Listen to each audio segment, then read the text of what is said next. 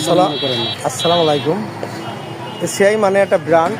ACI কি কোনো ধুনভুন company না, যে আপনারা কিছু লোক বলে যে এটা এসিআই।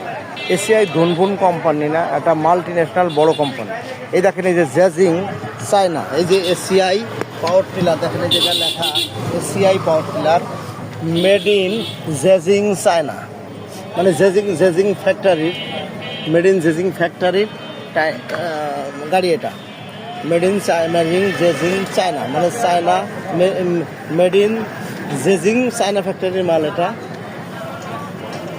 এটা। এই যে আপনার আমাদের মতিন মেশিনারি যে পাবেন মানে অরিজিনাল R28 ব্ল্যাক গাড়ি, একমাত্র মতিন মেশিনারি যে পাবেন বলমারি। এটা এসিআই মোটর লিমিটেডের একটা শাখা।